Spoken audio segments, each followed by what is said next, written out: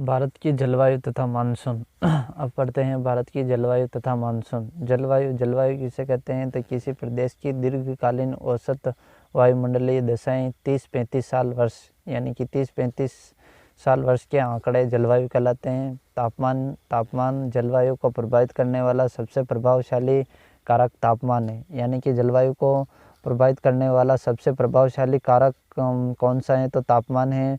पृथ्वी तल से 165 मीटर की ऊंचाई पर 1 डिग्री सेल्सियस ताप कम हो जाता है। यानी कि पृथ्वी तल से 165 मीटर की ऊंचाई पर 1 डिग्री सेल्सियस ताप कम हो जाता है।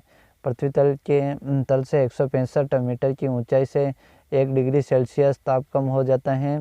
भूगर्भिक 32 मीटर नीचे 1 डिग्री सेल्सियस बढ़ जाता है। यानी कि 165 मीटर ऊंचाई पर 1 डिग्री सेल्सियस कम हो जाता है और 32 मीटर नीचे जाने पर 1 डिग्री बढ़ जाता है।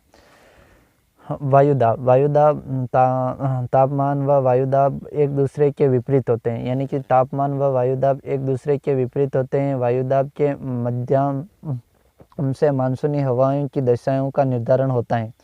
वायुदाब के माध्यम से मानसूनी हवाओं की दिशाओं का निर्धारण होता है। मानसूनी हवाएं उच्च से निम्न वायुदाब की ओर चलती हैं। मानसूनी हवाएं कहाँ चलती हैं? तो मानसूनी हवाएं उच्च से निम्न वायुदाब की ओर चलती हैं। जलवायु का निर्धारण अक्षांश कटिबंध के माध्यम से किया जाता है। जलवायु का निर्धारण अक्षांश कटिबंध के माध्यम से किया जाता है। हाँ, भारत की जलवायु उष्णकटिबंधीय है। भारत की जलवायु कौन सी है? तो भारत की जलवायु उष्णकटिबंधीय है। भारत की जलवायु उष्णकटिबंधीय है। राजस्थान उपोष्णकटिबंधीय जलवायु है। राजस्थान में तो उपोष्णकटिबंधीय जलवायु है, जबकि भारत में उष्णकटिबंधीय जलवायु है। डूंगरपुर बांसवाड़ा की जलवायु उष्णकटिबंधीय जलवायु है। डूंगरपुर बांसवाड़ा की जलवायु उष्णकटिबंधीय जलवायु है, जबकि राजस्थान की उपोष्णकटिबंधीय जलवायु है और भारत की उष्णकटिबंधीय जलवायु है। भारत की जलवायु महासागरीय जलवायु। भारत की जलवायु महासागरीय जलवायु। राजस्थान की जलवायु महाद्वीपीय जलवायु। यानी कि भारत की जलवायु कैसी है? तो भारत की महासागरीय जलवायु है और राजस्थान की जलवायु कैसी है? तो महाद्वीपीय जलवायु है। ऋतु 3 से 4 महीने की समयावधि को ऋतु कहते हैं। भारतीय ऋतुओं के मुख्य रूप से 3 भाग हैं: ग्रीष्म ऋतु, वर्षा ऋतु, शीत ऋतु। ग्रीष्म ऋतु मार्च से जून तक और वर्षा ऋतु मध्य जून से सितंबर और शीत ऋतु नवंबर टू फरवरी। नवंबर का महीना प्रत्यावर्तन काल का महीना माना जाता है। नवंबर का महीना कौन सा काल माना जाता है? तो प्रत्यावर्तन काल का महीना माना जाता है। मौसम किसी प्रदेश विशेष की अल्पकालीन समयावधि 2 घंटा, 1 दिन, 2 दिन अधिकतर ज़्यादा से ज़्यादा। मौसम किसी प्रदेश की अल्पकालीन समयावधि होती है। ग्रीष्मकालीन पवनें समुद्री समय दिशा दक्षिण से उत्तर, यानी कि ग्रीष्मकालीन पवनें किस ओर चलती हैं? तो दक्षिण से उत्तर की ओर चलती हैं, जिन्हें समुद्री समीर कहते हैं। शीतकालीन पवनें स्थलीय समीर कहलाती हैं। स्थलीय समीर यानी कि इनकी दिशा उत्तर से दक्षिण होती है। ये देख लेते हैं डायग्राम के माध्यम से। ग्रीष्मकालीन या समुद्री पवनें जो कि ऊपर जा रही हैं, यानी कि दक्षिण से उत्तर की ओर जा रही हैं। और शीतकालीन समीर जो कि स्थलीय भाग से नीचे की ओर आ रही है, यानी कि उत्तर से दक्षिण की ओर आ रही है। शीतकालीन पवनें या स्थलीय पवनें।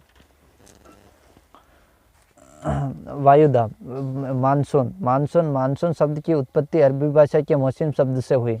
यानी कि मानसून शब्द की उत्पत्ति किससे हुई? तो अरबी भाषा के मौसम शब्द से हुई है। विश्व मानसून एक जनक हिम्पल भारतीय मानसून का सटीक वर्गीकरण अरबी यात्री अल मसूदी द्वारा प्रस्तुत किया गया है। यानी कि भारतीय मानसून का सटीक वर्गीकरण किसने किया? तो अरबी यात्री ने किया। अरबी यात्री का नाम क्या है? तो अल मसूदी द्वारा प्रस्तुत किया गया। अल मसूदी द्वारा मानसून का सटीक वर्गीकरण किया गया, जो कि अरबी यात्री था। मानसून पूर्व वर्षा के नाम, यानी कि मानसून पूर्व वर्षा के नाम कौन कौन से हैं? तो इसे पश्चिम बंगाल में काल बैसाखी कहते हैं। मानसून को पश्चिम बंगाल में काल बैसाखी कहते हैं। राजस्थान में इसे दोगड़ा कहते हैं। कर्नाटक में इसे कॉफ़ी वर्षा कहते हैं। कर्नाटक में कॉफ़ी वर्षा कहते हैं। केरल और कर्नाटक में इसे आम्र वर्षा कहते हैं। केरल कर्नाटक में इसे आम्र वर्षा कहते हैं। और मालाबार तट में इसे फूलों की बौछार कहते हैं। मालाबार तट में इसे फूलों की बौछार कहते हैं। हम फूलों की बौछार कहते हैं। मानसून पूर्व की वर्षा, यानी कि मानसून पूर्व की वर्षा 13% होती है। मानसून कालीन वर्षा 74% होती है। भूमध्य सागरीय मानसून 3% होती है। लौटता हुआ मानसून 10% होता है। यानी कि मानसून पूर्व की वर्षा तो 13% होती है, यानी मानसून से पहले 13% हो जाती है, और मानसून कालीन 74% होती हैं। भूमध्य सागरीय मानसून केवल 3% ही होता है, और लौटता हुआ मानसून 10% होता है। लौटता हुआ मानसून 10%, भूमध्य सागरीय 3%, मानसून कालीन वर्षा 74% और मानसून पूर्व वर्षा 13% होती है। भारत में होने वाली वर्षा का कितना % भाग दक्षिण पश्चिमी मानसून से प्राप्त होता है?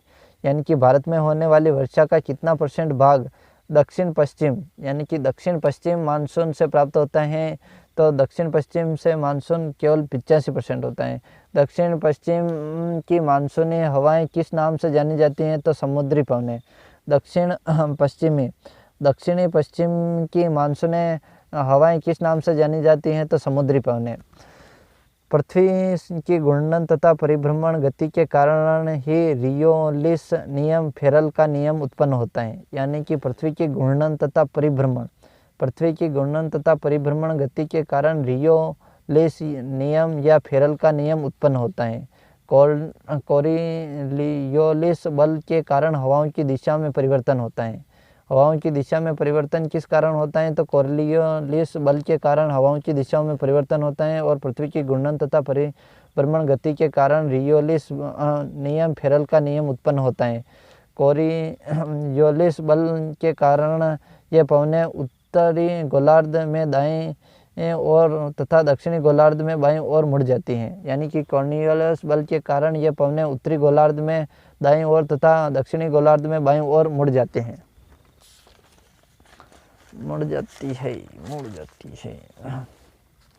अर्थात भारत में मानसून कालीन पवनों की दिशा दक्षिणी पश्चिम से उत्तर पूर्व की ओर होती है। अर्थात भारत में मानसून कालीन पवनों की दिशा दक्षिण पश्चिम, यानी कि दक्षिण पश्चिम से उत्तर पूर्व की ओर होती हैं।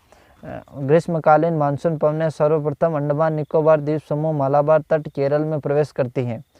ग्रीष्मकालीन मानसून पवनें सर्वप्रथम अंडमान निकोबार द्वीप समूह, मालाबार तट, केरल से प्रवेश करती हैं। प्रवेश की तिथि जून का प्रथम सप्ताह है। और अरब सागर व बंगाल की खाड़ी का मिलन स्थल चंडीगढ़ प्लस धर्मशाला, जो कि अरुणाचल प्रदेश में है। यदि राजस्थान में अरावली का प्रसार दक्षिणी पूर्व से उत्तर पूर्व होता तो दोनों मानसून की शाखा राजस्थान में सर्वाधिक वर्षा करती है। यदि राजस्थान में अरावली का प्रसार दक्षिणी पूर्व, यानी कि दक्षिण से पूर्व से उत्तर पूर्व होता, यानी कि उत्तर पूर्व होता, तो दोनों मानसून की शाखा राजस्थान में सर्वाधिक वर्षा करती हैं। भारत में कुल वर्षा का 65% भाग अरब सागरीय मानसून की शाखा तथा शेष 35% भाग बंगाल की खाड़ी का होता है। यानी कि भारत में कुल वर्षा का 65% भाग अरब सागरीय मानसून की शाखा तथा शेष 35% भाग बंगाल की खाड़ी की शाखा का होता है। बंगाल की खाड़ी की शाखा ग्रीष्मकालीन पवनें और अराकोनीय पर्वत और मध्य भारत पूर्वोत्तर चलती है, और मेघालय, गारो, खासी, जयंतिया, मिकिर, यहाँ मेघालय में सर्वाधिक वर्षा होती है। प्रवेश की तिथि मई का अंतिम सप्ताह, यानी कि प्रवेश की तिथि है मई का अंतिम सप्ताह। बंगाल की खाड़ी की शाखा दक्षिणी पश्चिमी मानसूनी पवनें। दक्षिणी पश्चिमी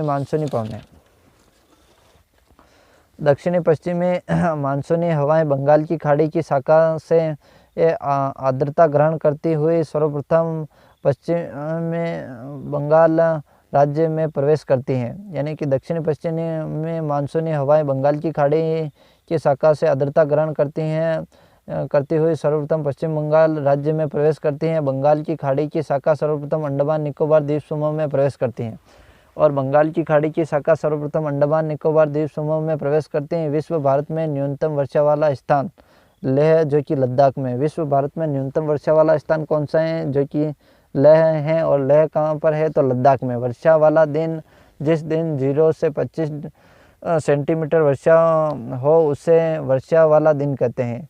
वर्षा वाला दिन किसे कहते हैं तो 0.25 सेंटीमीटर वर्षा हो उसे वर्षा वाला दिन कहते हैं। भारत में वर्षा के दिनों की संख्या कोलकाता में 142 दिन, मुंबई में 75 दिन, चेन्नई में 55 दिन, अजमेर में 45 दिन।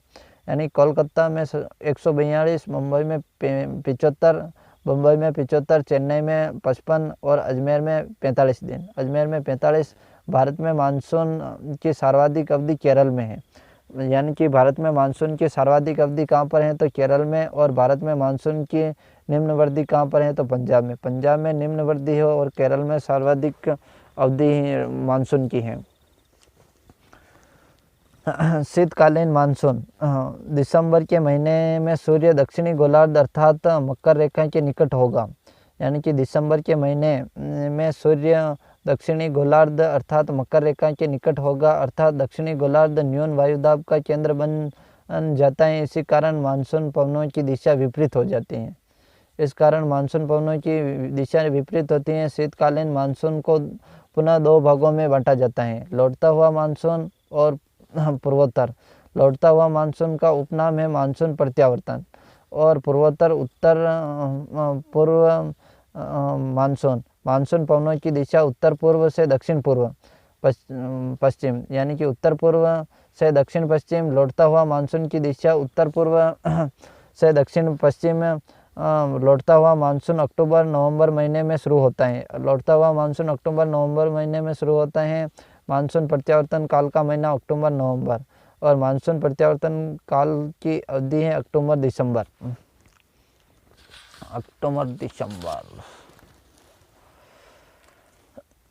लौटता हुआ मानसून बंगाल की खाड़ी से आर्द्रता ग्रहण करते हुए दक्षिण भारत के कोरोमंडल तट में प्रवेश करता है। लौटता हुआ मानसून बंगाल की खाड़ी से आर्द्रता ग्रहण करते हुए यह दक्षिण भारत के कोरोमंडल तट में प्रवेश करता है। लौटता हुआ मानसून सर्वाधिक वर्षा कोरोमंडल तट पर करता है। तमिलनाडु राज्य कुल वर्षा का 90% भाग लौटता हुआ मानसून से प्राप्त करता है। यानी कि तमिलनाडु राज्य कुल वर्षा का 90% भाग लौटते हुए मानसून से प्राप्त करता है। तमिलनाडु तथा लद्दाख में वर्षा ऋतु के दौरान बिल्कुल भी वर्षा नहीं होती है। यानी कि तमिलनाडु और लद्दाख में वर्षा ऋतु के दौरान बिल्कुल भी वर्षा नहीं होती है। भूमध्य सागरीय मानसून उपनाम है पश्चिमी विक्षोभ का मानसून। भूमध्य सागरीय मानसून इसका उपनाम है पश्चिमी विक्षोभ मानसून। विक्षोभीय मानसून, चक्रवातीय मानसून। विक्षोभीय मानसून, चक्रवातीय मानसून अवधि दिसंबर टू फरवरी, दिसंबर से फरवरी, और उत्पत्ति भूमध्य सागर से। यानी कि इसकी उत्पत्ति भूमध्य सागर से होती है। भूमध्य सागरीय मानसून हवाएं फारस की भूमध्य सागरीय मानसूनी हवाएं भूमध्य सागरीय मानसूनी हवाएं फारस की खाड़ी, कैस्पियन सागर, ईरान, पाक होते हुए उत्तर पश्चिम भारत में प्रवेश करती हैं। यानी कि उत्तर पश्चिम भारत में प्रवेश करती हैं। भूमध्य सागर मानसून से प्राप्त भूमध्य सागर मानसून से भारत के उत्तर पूर्व, यानी कि भूमध्य सागर मानसून से भारत के उत्तर पश्चिम भाग में ही वर्षा होती है। उत्तर पश्चिम भाग में ही वर्षा होती है। गुजरात, राजस्थान, पंजाब, हरियाणा, उत्तर प्रदेश, जम्मू कश्मीर, दिल्ली। यानी कि भूमध्य सागर मानसून से भारत के उत्तर पश्चिम भाग में ही वर्षा होती है। गुजरात, राजस्थान, पंजाब, हरियाणा, उत्तर प्रदेश, जम्मू कश्मीर, दिल्ली। भूमध्य सागर मानसून से उत्तर पूर्व भारत में होने वाले वर्षा को मावट कहते हैं। भूमध्य सागर मानसून से उत्तर पूर्व भारत में होने वाली वर्षा को मावट कहते हैं। यह वर्षा के कई फसल लाभदायक है। गोल्डन ड्रॉप, सुनहरी बूंदे कहते हैं। शीतकालीन में जम्मू कश्मीर के केंद्र शासित प्रदेश में चक्रवातों के कारण हिमपात होता है। शीतकाल में जम्मू कश्मीर के केंद्र शासित प्रदेशों में चक्रवात के कारण हिमपात होते हैं। लो पछुआ पवन का भाग होता है। लो पछुआ पवन का भाग होता है। भारत में वर्षा का वार्षिक औसतन 1180 mm होता है। यानी कि भारत में वर्षा का औसतन वार्षिक औसतन 1180 mm होता है। राजस्थान में 57 to 58 सेंटीमीटर होता है। भारत में सर्वाधिक वर्षा वाला राज्य मेघालय है, जो कि 400 सेंटीमीटर है। न्यूनतम राजस्थान है 10 से 12 सेंटीमीटर वर्षा के प्रकार, यानी कि वर्षा के कौन कौन से प्रकार हैं। पर्वतीय वर्षा, भारत में अधिकांश वर्षा का भाग पर्वतीय वर्षा से होता है। भारत में अधिकांश वर्षा का भाग पर्वतीय वर्षा से होता है। चक्रवाती वर्षा पश्चिम प्लस पूर्वी तटीय प्रदेश प्लस उत्तर पश्चिमी भारत। संवहनीय वर्षा, गर्म वातावरण में संवहनीय धाराओं की उत्पत्ति होती है। गर्म वातावरण में संवहनीय धाराओं की उत्पत्ति होती है। भारत में संवहनीय वर्षा बहुत कम है। संवहनीय वर्षा बहुत कम है। जेट स्ट्रीम, क्षोभ मंडल की ऊपरी परत व समताप मंडल की निचली परत। क्षोभ मंडल की ऊपरी परत व समताप मंडल की निचली परत के मध्य 27 किलोमीटर की ऊंचाई पर चलने वाली नलिकाएं सर्पिलाकार तेज प्रवाह, तेज समीर प्रवाह जेट स्ट्रीम कहलाती हैं। यानी कि जेट स्ट्रीम क्षोभ मंडल की ऊपरी सतह ऊंचाई 21 किलोमीटर और समताप मंडल की निचली परत में बीच में चलने वाली सर्पिलाकार हवाओं को जेट स्ट्रीम कहते हैं। जलवायु प्रदेशों का वर्गीकरण, जलवायु प्रदेशों का वर्गीकरण विश्व के प्रसिद्ध भूगोलवेत्ता व्लादिमीर कोफेन द्वारा वनस्पति को आधार मानकर विश्व को 5 जलवायु प्रदेशों में बांटते हैं। भारत को 8 में, विश्व को 5 में और भारत को 8 में। राजस्थान को 4 जलवायु प्रदेशों में बांटते हैं। राजस्थान को 4, विश्व को 8 और भारत को 5। ये देख लेते हैं। ये कोपेन के अनुसार है। ई का मतलब होता है ध्रुवीय जलवायु। ई का मतलब क्या होता है? ध्रुवीय जलवायु। और DFC का उपध्रुवीय जलवायु और CWG उपोष्ण कटिबंधीय जलवायु, AW उष्ण कटिबंधीय सवाना तुल्य जलवायु और AMW मानसूनी आर्द्र जलवायु। अब इसमें देख लेते हैं पर्वतीय प्रदेशों में ऊपर जम्मू कश्मीर और इसमें ई है और इधर मेघालय आदि DEC है और राजस्थान में AW और राजस्थान, पंजाब, हरियाणा, गुजरात में BSHW और बीच में है मध्य भारत में है AW। मध्य भारत में AW और मध्य भारत के ऊपर है CWG। मध्य भारत के ऊपर और ई के बीच में है CWG और AMW तटीय प्रदेश यानी कि केरल, तमिलनाडु में AMW और AS इधर है। AS मानसूनी शुष्क जलवायु। भारतीय जलवायु को प्रभावित करने वाले कारक, यानी कि भारतीय जलवायु को प्रभावित करने वाले कारक तापमान सबसे प्रभावशाली कारक है। तापमान अन्य सभी कारकों को प्रत्यक्ष या अप्रत्यक्ष रूप से प्रभावित करता है। अक्षांश विस्तार, समुद्र तल से ऊंचाई। आगरा तथा दार्जिलिंग एक ही अक्षांश पर स्थित होते हुए शीतकाल में दोनों के तापमान काफ़ी अंतर देखने को मिलता है। इसका प्रमुख कारण समुद्र तल से ऊंचाई। आगरा 16 और दार्जिलिंग 4। हिमालय की स्थिति साइबेरियन से आने वाले ये ठंडी पवनों को रोकता है, जिससे भारत में तापमान में कमी होती है। हिमालय साइबेरियन से आने वाले ठंडी पवनों को रोकता है, जिससे भारत में तापमान में कमी होती है।